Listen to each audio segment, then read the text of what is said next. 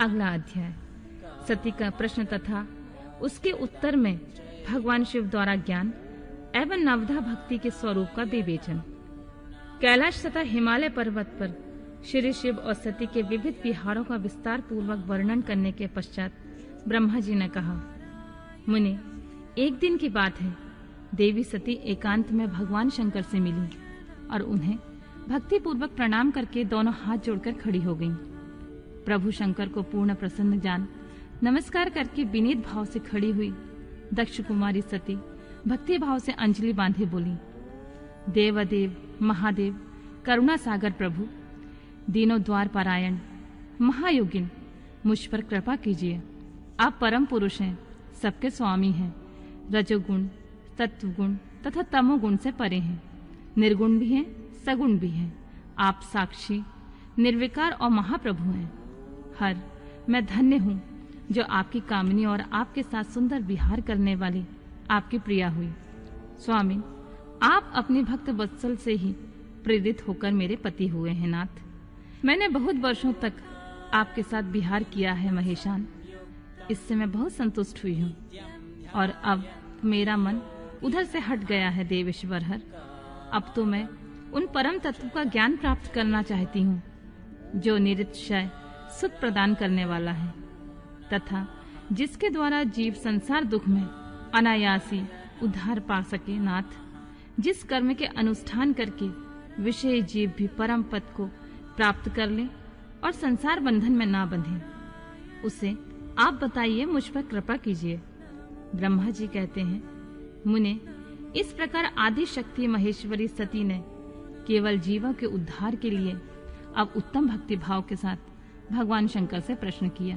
तब उनके उस प्रश्न को सुनकर स्वेच्छा से शरीर धारण करने वाले भगवान तथा योग के द्वारा भूख से विरक्त चित्त वाले स्वामी शिव ने अत्यंत प्रसन्न होकर सती से इस प्रकार कहा, देवी दक्ष नंदिनी महेश्वरी, सुनो, मैं उसी परम तत्व का वर्णन करता हूँ जिससे वासनाबद्ध जीव तत्काल मुक्त हो सकता है। परमेश्वरी, तुम विज्ञान के परातत्व को जानो। विज्ञान वह है जिसके उदय होने पर मैं ब्रह्मा हूँ ऐसा दृढ़ निश्चय हो जाता है। ब्रह्मा के सिवा दूसरी कोई वस्तु का स्मरण नहीं रहता तथा उस विज्ञानी पुरुष की बुद्धि सर्वदा शुद्ध हो जाती है। प्रिय, वह विज्ञान दुर्लभ है। इस त्रिलोकी में उसका ज्ञाता कोई विरला नहीं है। वह जो और जैसा भी है वह सदा मेरा स्वरूप ही है। साक्षात परातत्व ब्रह्मा है, उस विज्ञान की माता है मेरी भक्ति, जो भोग और मोक्ष फल प्रदान करने वाली होती है।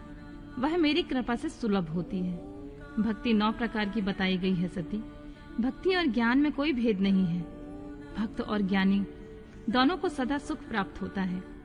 जो भक्ति का विरोधी है उसे ज्ञान की प्राप्ति नहीं होती है। देवी, मैं सदा भक्त के अधीन रहता हूँ और भक्ति के प्रभाव से जातिहीन नीच मनुष्यों के घरों में भी चला जाता हूँ, इसमें कोई संशय नहीं है।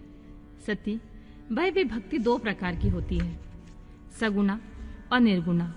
जो वैधि शास्त्रीय विधि से प्रेरित और स्वाभाविकीय हृदय से सहज अनुराग से प्रेरित भक्ति होती है वह श्रेष्ठ है तथा इससे भिन्न जो कामना मूलक भक्ति होती है वह निम्न कोटि मानी गई है।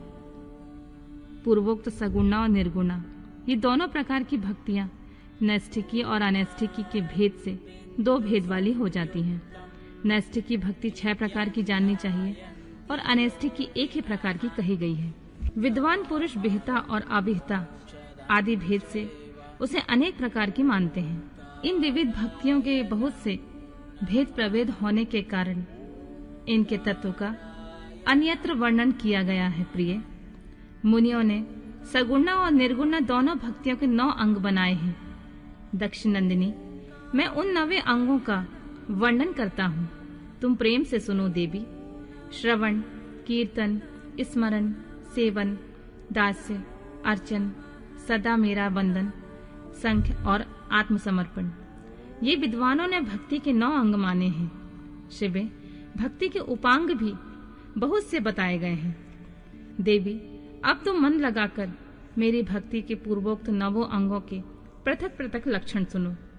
वे लक्षण भोग तथा मोक्ष प्रदान करने वाले हैं जो स्थिर आसन से बैठकर तन मन आदि से मेरी कथा कीर्तन आदि का नित्य सम्मान करता हुआ प्रसन्नता पूर्वक अपने श्रवण पुटों से उसके अमृत का पान करता है, उसके इस साधन को श्रवण कहते हैं। जो हृदय अवकाश के द्वारा मेरे दिव्य जन्म कर्मों का चिंतन करता हुआ प्रेम से वाणी द्वारा उनका उच्च स्वर्ग से उच्चारण करता है, उसके इस भजन साधन को कीर्तन कहते हैं। देवी, मुझ नित्य महेश्वर को सदा और सर्वत्र व्यापक जानकर जो संसार में निरंतर निर्भय रहता है, उसी को स्मरण कहा गया है। अरुणोदय से लेकर हर समय सेव्य की अनुकूलता का ध्यान रखते हुए हृदय और इंद्रियों से जो निरंतर सेवा की जाती है, वही सेवन नामक भक्ति है। अपने को प्रभु का किंकर समझकर हृदय अमृत के भोग से सदा स्वामी का सदा प्रिय संपादन करना दास्य कहलाता है। अपने धन वैभव के अनुसार शास्त्रीय विधि से मुझ परमात्मा को सदा पाद्य आदि 16 उपचारों से जो समर्पण करना है, उसे अर्चन कहते हैं। मन से ध्यान और वाणी से वंदनात्मक मंत्रों का उच्चारण पूर्वक 8 अंगों से भूतल का स्पर्श करते हुए जो इष्ट देव को नमस्कार किया जाता है, उसे वंदन कहते हैं। ईश्वर मंगल या अमंगल जो कुछ भी करता है, वह सब मेरे मंगल के लिए ही है, ऐसा दृढ़ विश्वास रखना संख्य भक्ति का लक्षण है। देह आदि जो कुछ भी कही जाने वाली वस्तु है, वह सब भगवान की प्रसन्नता के लिए उन्हीं को समर्पित करके अपने निर्वाह के लिए भी कुछ बचाकर न रखना अथवा निर्वाह की चिंता से भी रहित हो जाना आत्मसमर्पण कहलाता है। ये मेरी 9 भक्ति के अंग हैं, जो भोग और मोक्ष प्रदान करने वाले हैं। इनमें ज्ञान का प्राकट्य होता है तथा ये सब साधन मुझे अत्यंत प्रिय हैं। मेरी भक्ति में बहुत से उपांग भी कहे गए हैं, जैसे बिल्व आदि का सेवन करना। इनको विचार से समझ लेना चाहिए। प्रिय, इस प्रकार मेरी सांगोपांग भक्ति सबसे उत्तम है।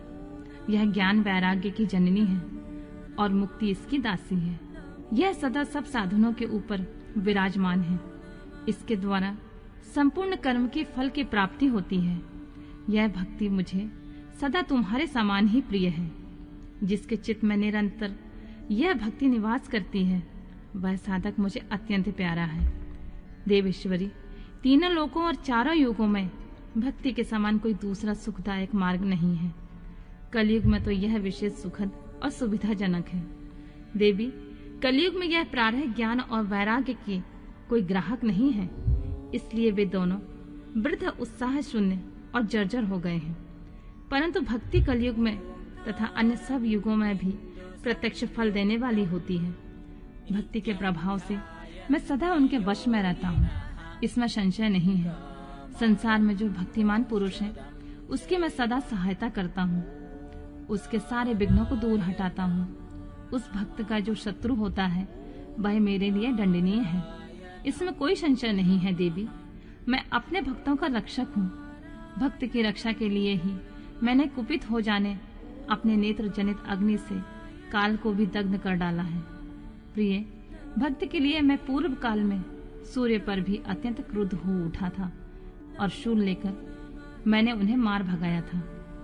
देवी, भक्त के लिए मैंने सैन्य सहित रावण को भी क्रोध पूर्वक त्याग दिया और उसके प्रति कोई पक्षपात नहीं किया। सती देवेश्वरी, बहुत कहने से क्या लाभ, मैं सदा ही भक्त के अधीन रहता हूँ और भक्ति करने वाले पुरुष के अत्यंत वश में हो जाता हूँ।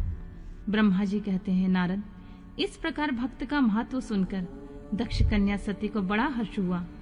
उन्होंने अत्यंत प्रसन्नता पूर्वक भगवान शिव को मन ही मन प्रणाम किया। मुनि, सती देवी ने पुनः भक्ति काल विषयक शास्त्र के विषय में भक्ति पूर्वक पूछा। उन्होंने जिज्ञासा की कि जिस लोक में सुखदायक और जीवों के उद्धार के साधनों का प्रतिपादक है, वह शास्त्र कौन सा है। उन्होंने यंत्र मंत्र शास्त्र, उसके महात्म तथा जीव उद्धारदायक धर्ममय साधनों के विषय में विशेष रूप से जानने की इच्छा प्रकट की। सती के इस प्रश्न को सुनकर भगवान शंकर के मन में बड़ी प्रसन्नता हुई। उन्होंने जीवों के उद्धार के लिए सब शास्त्रों का प्रेम पूर्वक वर्णन किया। महेश्वर ने 5 अंगों सहित तंत्र शास्त्र, यंत्र शास्त्र, तथा भिन्न भिन्न देवेश्वरों की महिमा का वर्णन किया।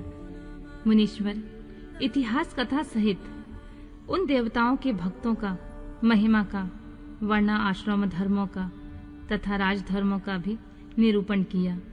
पुत्र और स्त्री के धर्म की महिमा का, कभी न नष्ट होने वाले वर्णाश्रम धर्म का और जीवों को सुख देने वाले वैदिक शास्त्र और ज्योतिष शास्त्र का भी वर्णन किया। महेश्वर ने कृपा करके उत्तम सामुद्रिक शास्त्र का तथा बहुत से शास्त्रों का स्वतः वर्णन किया।